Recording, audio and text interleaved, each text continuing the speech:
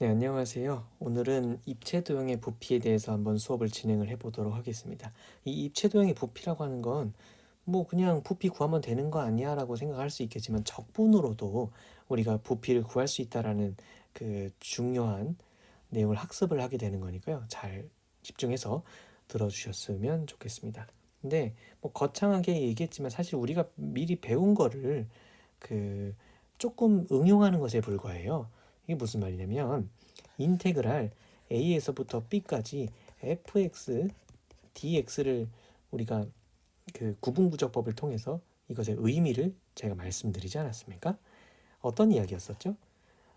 그래서 이 x축과 y축이 이렇게 있을 때 fx의 그래프가 예를 들어서 뭐 이런 식으로 이렇게 있다라고 생각을 하면 의미가 뭐였지? 그렇지. fx의 값과 요 dx라고 하는 건 뭐였어요? x를 굉장히 잘게 쪼갠 거라고 말씀을 드렸지 않습니까? 그러니까 지금 여기 제가 실처럼 그렸지만 사실 이게 직사각형의 느낌인데 직사각형의 가로의 길이를 우리가 dx로 바라볼 수 있다라고 말씀을 드렸어요. 그러니까 정확하게 가로의 길이가 dx인 거는 절대 아닌데 그건 수학적으로 맞지가 않은데 왜냐면 dx는 기호니까. 근데 우리가 그 적분이라는 걸 이해할 때는 이 dx를 이렇게 가로의 길이 아주 얇은 직사각형의 가로의 길이로 우리가 해석할 수 있을 것이다 라고 말씀을 드렸었습니다. 그래서 fx랑 dx랑 곱하면 여기 직사각형의 넓이가 되는데 그 넓이를 a에서부터 b까지 연속적으로 더해라 라고 하면 어떻게 되는 거예요? 미안합니다. 어, A, 이러면 안 되지. A에서부터 A에서부터 B까지 처리하라고 한다면 결국에 이 직사각형의 넓이를 얇게 따가지고 싹 다 더하는 거니까 결국에 여기에 있는 이 그 둘러싸인 부분의 넓이가 된다라고 하는 걸 우리가 전 파트에서 배웠었어요. 그러면 이 입체도형의 부피는 어떻게 구하도록 우리가 약속이 되어 있냐? 약속이 되어 있다라기보다 뭐 당연한 얘기인데요. 이런 입체도형이 있다라고 생각을 한번 해봅시다. 그런데 여기 있는 이 판은 정확하게 여기 있는 이 x축과 수직이에요.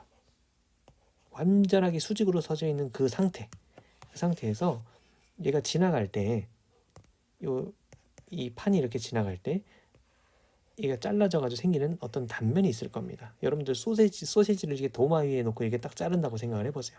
그럼 이런 단면이 나타나지 않겠습니까? 근데 그거를 그냥 하지 않고 어떻게 하는 거야? 그치? 이건 지금 너무 듬성듬성 잘랐잖아. 그러지 말고 이렇게 자르는 거야. 그러면은 소시지가 어떻게 돼요? 그렇지. 이게 아주 얇은 그런 느낌이 되겠지. 그런데 그, 그 넓이를 그 뭐라 그러지? A에서부터 B까지 이렇게 탁 잘랐을 때에 넓이가 계속 변화할 거 아니에요. 그걸 이제 이 x라는 위치에서의 요 도형의 넓이를 sx라고 하는 함수로 우리가 생각을 한다면 그 넓이에다가 볼을 곱해주는 거예요. 여기 있는 이 dx가 보였는데 아주 얇게 썰었을 때 그 가로의 길이, 아주 얇게 썰었을 때의 그 가로의 길이. 근데 그 가로의 길이는 공교롭게도 요거를 이제 눕혀서 생각을 해보면 이게 아주 얇게 잘랐으니까 여기에 뭐가 되는 거예요? 여기가 이제 dx가 되는 거예요. 높이가 되는 거지. 따라서 sx, 이게 지금 인테그랄 x가 아니라 sx입니다. dx를 이렇게 곱한다라고 생각을 해보면 아주 얇게 썰린 이 햄의 부피가 될 것입니다. 이해되시죠?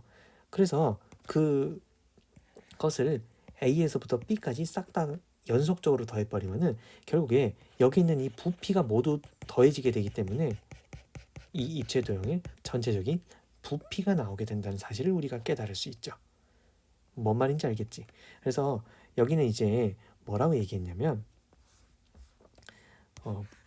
b-a를 n등분했다라고 우리가 생각을 하는 거예요. 그리고 n등분한 것을 델타 x라고 생각했을 때 그 델타 x가 결국에 dx가 되는 거거든요.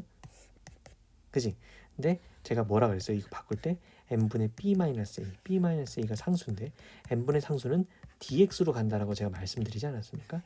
그래서 결국에 이 단면적의 넓이를 Sx라고 하면 A에서부터 B까지 적분을 해버렸을 때 그것이 바로 이 입체 도형의 뭐가 된다? 부피가 된다라고 우리가 깨달을 수 있다, 이런 얘기가 되는 거죠. 됩니까? 그러면 이제 1번을 통해서 우리가 한번 이야기를 해보도록 할게요. 지금 밑면으로부터 높이가 2인 입체 도형이 있습니다. 높이가 2인 입체 도형. 그러면 높이가 2라는 얘기는 이제 0에서부터 2까지 해서 딱 끝나는 그런 느낌의 입체 도형을 말하는 거네. 그래서 밑면으로부터의 높이가 x인 지점에서 밑면으로부터의 높이가 x인 지점, 이걸 잘 생각해 보니까 밑면으로부터 여기가 밑면이네. 이 도형의 밑면을 여기로 생각했을 때 밑면으로부터 x만큼 진행했을 때 어떤 얘기인지 알겠지? x만큼 진행을 했을 때 그 밑면에 평행한 여기 있는 이 밑면에 평행한 평면으로 자른 단면이, 그러니까 지금 요 단면을 얘기하는 거네. 이게 지금 도마 위에 놓고 썰었을 때 그 느낌.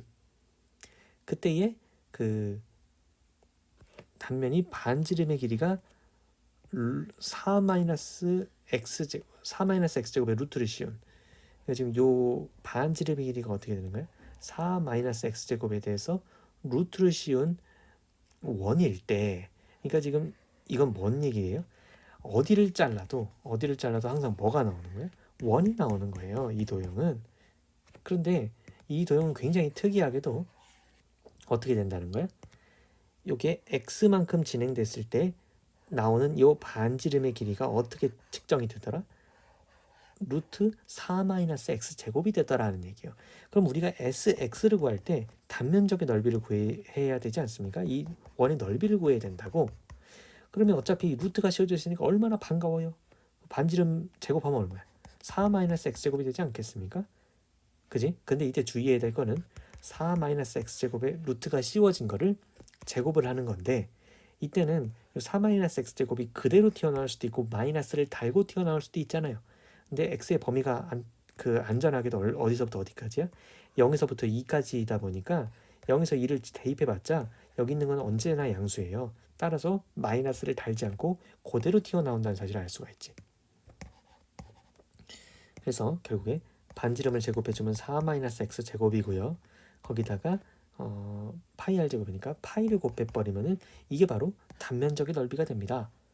그럼 그 단면적의 넓이를 이렇게 쓴 다음에 인테그랄 어디서부터 어디까지? 0에서부터 2까지 해주는데 뭐를 곱해서? dx를 곱해서 단면적에다가 높이를 곱했구나. 근데 0부터 2까지 적분하다 보니까 부피가 나오겠구나 라고 이제 생각을 하고 문제를 처리하면 된다라는 거죠. 그럼 파이를 넘겨주면은 바깥으로 뺄 수 있지 않습니까? 파이를 이렇게 바깥으로 빼주시고요. 그럼 이것만 적분하면 되잖아. 그리고 문제가 얼마나 쉬워? 이거 적분하면 4x 마이너스 3분의 1 x 세제곱 꺽쇠 처리해 주시고 0부터 2까지 파이 이렇게 처리가 됩니다. 그럼 이거 계산해 주시면 끝나는데, 여기다 한번 계산해 볼까요? 여기는 8 나오고요. 8 마이너스 3분의 8이네. 마이너스 3분의 8 가지고 처리가 되고, 그 다음에 빼기 아래 끝 대입하시면 되는데, 아래 끝은 대입함과 동시에 0이 됨을 우리가 깨달을 수 있죠. 그리고 바깥에 파이가 이렇게 살아 있었으니까 이렇게 괄호를 쳐주고 바깥에 파이를 처리해 주시면 되는데, 결국 이거 지금 계산하면 얼마예요? 8이라고 하는 건 3분의 24인데 24에서 8을 빼버리니까 3분의 16이 되겠지. 따라서 여기 나와 있는 대로 3분의 16파이가 정답이 됨을 깨달을 수 있습니다. 맞죠? 그러니까 넓이도 별로 어렵지 않았고 부피도 그냥 봤을 때는 이거 도저히 내가 이건 풀 수가 없을 것이다 라고 생각을 했지만, 간단하게 단면적의 넓이를 함수 fx로 우리가 바라본다면 그냥 원래 하던 적분과 똑같이 문제를 처리할 수 있을 것이라는 생각이 들 거예요.